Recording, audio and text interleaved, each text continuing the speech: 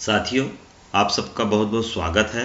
हमने पिछले वीडियो में यूडाइस प्लस में प्रोफाइल सेक्शन को किस प्रकार से भरें उसको सीखा। इस वीडियो में हम सीखेंगे कि स्टूडेंट एंट्री हम किस प्रकार से करें। इसके लिए सबसे पहले चलिए बिना देरी किए लॉगिन फॉर ऑल मॉड्यूल पे जाएंगे। यहाँ पर आएंगे स्टूडेंट मॉड्यूल पर और यहाँ पर अपने स्टेट का चुनाव करेंगे। चुनाव करने के बाद गो बटन को क्लिक करेंगे। गो बटन को क्लिक करने पर पुनः से इस प्रकार से इंटरफेस दिखाई देगा। यहाँ पर login for student database management system SDMS module Chhattisgarh लिखा हुआ है। इसको आप क्लिक करेंगे। क्लिक करने पर आपको यूजर आईडी और पासवर्ड पूछेगा। यूजर आईडी आपका यूडाइस कोड है। कैप्चा कोड को यहाँ पर हूबहू लिखें। कैप्चा कोड लिखने के बाद लॉगिन बटन को क्लिक करेंगे। लॉगिन बटन को क्लिक करने पर इस तरह से इंटरफेस दिखाई देगा। यहाँ पर लैंग्वेज आप बदल सकते हैं। राइट कॉर्नर में हिंदी इंग्लिश दिया हुआ है। जिस लैंग्वेज में आप कंफर्टेबल हैं उसमें आप इसको चेंज कर सकते हैं। चलिए मैं हिंदी कर लेता हूँ। हिंदी करने के बाद सभी जानकारियां यहाँ पर हमको हिंदी में प्रदर्शित होंगी। हमको शैक्षणिक वर्ष 2023-24 के लिए स्टूडेंट की डाटा एंट्री करनी है। इस पर हम जाएंगे, एरो बटन को यहाँ पर क्लिक करेंगे। क्लिक करने पर सामान्य जानकारियां यहाँ पर हमको प्रदर्शित होंगी। श्रेणी, कक्षा, स्कूल का प्रकार, प्रबंधन, है ना, शैक्षणिक आरंभ तिथि, शैक्षणिक समाप्ति तिथि। इसको आप ध्यान से पढ़ लें इसको और बंद करें बटन को क्लिक करेंगे। आगे हमको इस तरह से इंटरफेस दिखाई देगा। इसमें देखिए लेफ्ट में कुछ खंड दिए गए हैं। अलग अलग खंडों में हमको अलग अलग जानकारियां देखने को मिलेंगी, भरने को मिलेंगी। यहाँ स्कूल का विवरण है। यहाँ पर 23-24 में अभी तक मैंने डाटा भरना प्रारंभ नहीं किया है, इसलिए कुल नामांकन 0 दिखाई दे रहा है, कुल लड़के 0 दिखाई दे रहा है, कुल लड़कियां 0, कुल ट्रांसजेंडर 0 दिखाई दे रहा है। यहाँ पर अलग अलग कक्षा वाइज, सेक्शन वाइज आपको लड़के लड़कियों की संख्या यहाँ पर दिखाई दे रही है। अभी अपूर्ण विद्यार्थियों की संख्या भी यहाँ पर दिखाई दे गई है। इसका मतलब ये है कि मैंने पिछले वर्ष की डाटा को अभी तक प्रोग्रेशन करके इस वर्ष के डाटा में नहीं लिया है। तो वो काम हमको सबसे पहले करने हैं। यहाँ पर देखिए मेनू आपको लेफ्ट में जो दिखाई दे रहे हैं, स्कूल प्रोफाइल अगर देखना चाहें तो यहाँ क्लिक करें। स्कूल प्रोफाइल से स्कूल की सामान्य जानकारी आपको यहाँ पर दिखाई देगी। सभी छात्रों की सूची आप क्लिक करेंगे तो यहाँ पर नो डाटा फाउंड दिखाई देगा, क्योंकि मैंने अभी प्रोग्रेशन नहीं किया है। ओके बटन को क्लिक करें। खंड एवं प्रबंधन करना हो तो आप यहाँ पे करें। चलिए सबसे हमको पहला काम जो करना है प्रगति गतिविधि, तो प्रगति गतिविधि पे आप जाएंगे। ये नया दिख रहा है, न्यू करके दिख रहा है, इस साल नया है, तो ये प्रोग्रेशन हमको करने हैं। ये भी 3 खंडों में बटा हुआ है, प्रगति मॉड्यूल, आयात मॉड्यूल, ड्रॉप बॉक्स, निष्क्रिय छात्र की सूची। तो जैसे जैसे आप इसको एक एक को करते जाएंगे हम समझते जाएंगे। सबसे पहले प्रगति मॉड्यूल पर चलते हैं। इसको अगर अभी तक हमने डाटा प्रोग्रेशन नहीं किया है तो जाएं, यहाँ पर अंग्रेजी में गो लिखा रहेगा, तो जाएं पर जाएंगे। सबसे पहले ऊपर वाले, फिर सारांश देखने में जाएंगे और सारांश देखने के बाद आश्वस्त हो जाएंगे कि सभी बच्चों का अब हमने प्रोग्रेशन कर दिया है। तभी ही आप प्रगति को अंतिम रूप दें को चुनाव करेंगे।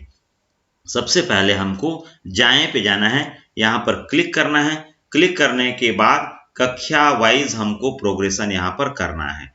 नीचे आप देखें अभी किसी प्रकार का कोई प्रोग्रेशन नहीं हुआ है, नो डाटा फाउंड दिख रहा है।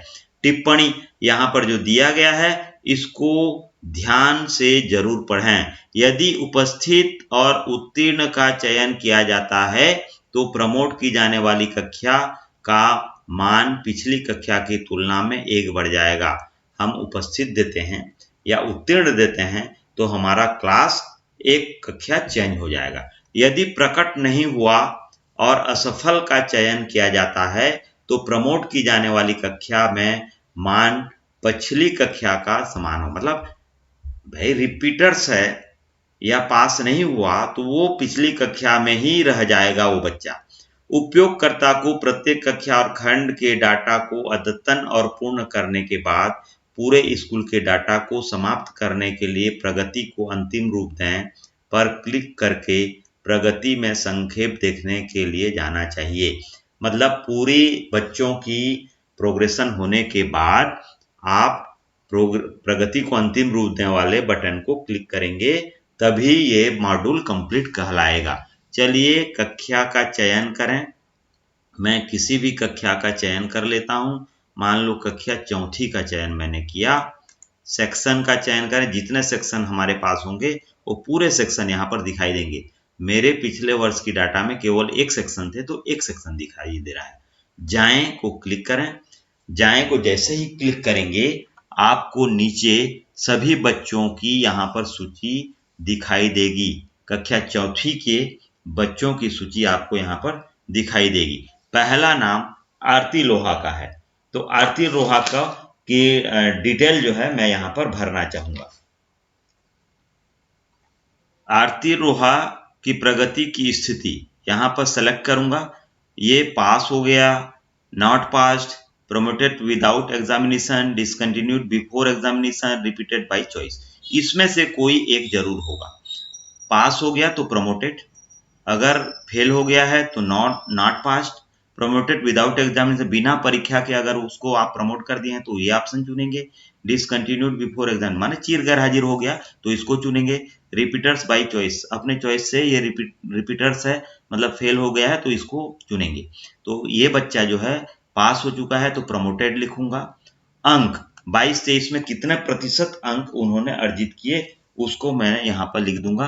तो इस बच्चे ने 80% अंक अर्जित किए हैं। स्कूल में उपस्थित दिनों की संख्या, कितने दिन ये उपस्थित रहा। जैसे पिछले वर्ष 235 दिन लगे स्कूल, तो उसमें से ये बच्चा जो है कितने दिन यहाँ पर उपस्थित रहा, तो ये भी आपको पहले से तैयार करके रखने हैं। तो ये बच्चा 228 दिन उपस्थित रहा है तो इसको मैं भर दूंगा।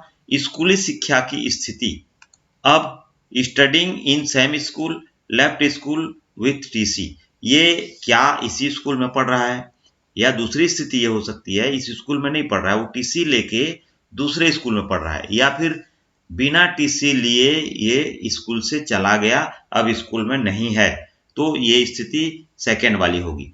तो मेरा ये जो बच्चा है ये स्टडिंग इन स्कूल, इसी स्कूल में पढ़ रहा है तो मैं इसका चुनाव करूंगा। अब कौन से कक्षा में पढ़ रहा है, हमने क्या कक्षा चुना था, कक्षा चौथी। अब यहाँ पर देखिए कौन से कक्षा आ रहा है, यहाँ पर कक्षा पांचवी। अब यहाँ पर सेक्शन आपको देना पड़ेगा, कौन से सेक्शन में आप इसको लोगे, सेक्शन ए। मैंने पिछले साल सेक्शन ए बनाया था तो ये सेक्शन ए हो गया। अब यहाँ पर खंड अद्यतन करें, इसको आप सेव करना चाहते हैं तो खंड अद्यतन करें को यहाँ पर क्लिक करेंगे।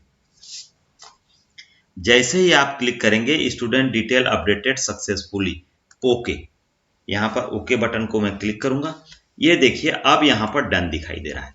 तो एक एक बच्चे का आपको इस प्रकार से उसके रिजल्ट और उपस्थित दिनों की संख्या भरते हुए उसकी जो वास्तविक स्थिति है उसको भरेंगे और एक एक बच्चे का यहाँ पर इस प्रकार से करेंगे। एक कक्षा पांचवी के बच्चे का देख लेते हैं जिसको हमको प्रोग्रेशन करना। कक्षा पांचवी पे चलता हूं, कक्षा सेक्शन पे चलता हूं, जाए बटन को क्लिक करता हूं। इसके बाद कक्षा पांचवी के सभी बच्चों की सूची यहाँ पर हमको दिखाई देगी। पहला नाम आरती भोई का है तो आरती भोई की जानकारी मैं यहाँ पर भरूंगा। आरती भोई क्या हुआ है, पास हो चुका है, प्रमोटेड लिखूंगा। इसके बाद अंक, कितने अंक उनको प्राप्त हुए, कितना प्रतिशत अंक, 66% अंक प्राप्त हुए। इसके बाद यहाँ पर कुल उपस्थित दिनों की संख्या, वो कितने दिन हमारे स्कूल में उपस्थित रही। अब यहाँ पर लेफ्ट स्कूल विथ टीसी, क्योंकि कक्षा पांचवी के बाद हमारे पास और कक्षा नहीं है तो लेफ्ट स्कूल विथ टीसी कर देंगे इसको। और इसके बाद अब जो है यहाँ पर आगे कुछ नहीं आएगा, कक्षा छठवीं है तो ये छठवीं हमारे यहाँ स्कूल नहीं है इसलिए सेक्शन हम दे नहीं सकते, ये किसी दूसरे स्कूल में गया होगा, हमने टीसी दे दिया। अब यहाँ खंड अद्यतन करें को क्लिक करें। खंड अद्यतन करने के बाद यहाँ पर डन की स्थिति दिखाई देगी। इस तरह से सभी बच्चों का एक एक करके आप इसको करें। इसको करने के बाद ही अगर ये आप जो टीसी दिए हैं, ये बच्चा जहां भी एडमिशन लिया है वो जो स्कूल है इस बच्चे को इंपोर्ट करके अपना स्कूल में उस बच्चे को ऐड कर पाएगा। अन्यथा जब तक आप इस डाटा को यहाँ से अद्यतन नहीं करेंगे, फाइनल प्रोग्रेशन नहीं करेंगे, अगला स्कूल जो है इस बच्चे को इंपोर्ट नहीं कर पाएगा। और आपको जब टीसी वाली स्थिति आती है तो उनका एक राष्ट्रीय कोड यहाँ पर दिख रहा होगा, यहाँ पर नेशनल कोड यहाँ पर दिख रहा है। तो इस कोड को आप जरूर उस संबंधित स्कूल को जहां ये बच्चा गया है उसको जरूर बता दें, ताकि जब वो इंपोर्ट करे तो उस समय इस कोड की सहायता से वो इंपोर्ट कर पाएगा। आगे जो है प्रगति गतिविधि पर जाएं। यहाँ पर सभी बच्चों का अगर आपने प्रोग्रेशन कंप्लीट किया, उसके बाद आप प्रगति को अंतिम रूप दें को क्लिक करेंगे, तभी आपके पूरे स्कूल की प्रोग्रेशन जो है कंप्लीट मानी जाएगी। इसके बाद ही आप आयात मॉड्यूल पर जा सकते हैं। मान लो आपके स्कूल में कोई दूसरे स्कूल का बच्चा यहाँ पर एडमिशन लिया है, तो उसकी नई एंट्री नहीं करनी है, केवल और केवल क्लास 1 में ही नई एंट्री होगी, आगे नई एंट्री नहीं होगी, क्योंकि वो बच्चा कहीं ना कहीं पढ़ रहा था। तो इसको आयात मॉड्यूल पे जाएं, यहाँ पर जाएं पर क्लिक करें। जाएं पर जैसे ही क्लिक करेंगे तो यहाँ पर राष्ट्रीय कोड के द्वारा खोजें। तो ये राष्ट्रीय कोड कहाँ मिलेगा, मैंने आपको कहाँ बताया, प्रगति गतिविधि में जाएंगे, यहाँ पर जाएं, यहाँ पर कक्षा 5वीं का जो हमने प्रोग्रेशन किया, यहाँ पर जाएंगे तो जो बच्चों की सूची दिखाई देगी, यहाँ पर मिलेगा आपको राष्ट्रीय कोड। ये राष्ट्रीय कोड है, ठीक है। हम इस पे चलते हैं।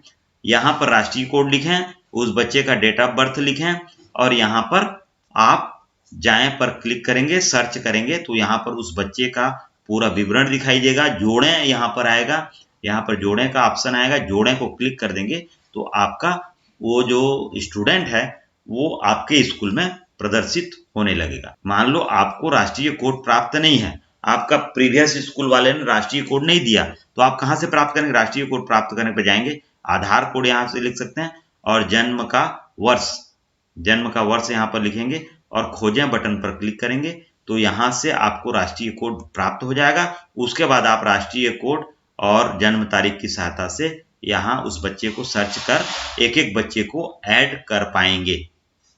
आगे जो प्रगति गतिविधि में हमारा ड्रॉप बॉक्स निष्क्रिय छात्र सूची है, यहाँ पर जाएंगे। जाने के बाद यहाँ पर अभी तक हमने बच्चों को डिलीट नहीं किया है या फाइनल प्रोग्रेशन नहीं किया है, इसलिए यहाँ पर किसी प्रकार से दिखाई नहीं दे रही है। जब हम फाइनल प्रोग्रेशन कर लेंगे तो ये सेक्शन में यहाँ बच्चों की यहाँ पर सूची हमको प्रदर्शित होगी। वीडियो क्योंकि बहुत लंबी हो जाएगी, इसलिए हम बच्चों को जो ड्रॉप बॉक्स में निष्क्रिय छात्रों की सूची, इस विषय पर अगले वीडियो में बात करेंगे। तब तक के लिए आप मेरे साथ बने रहें। वीडियो अच्छी लगी तो शेयर कर दें, सब्सक्राइब करें, मेरे साथ बने रहें। धन्यवाद। जय हिंद, जय भारत, जय छत्तीसगढ़।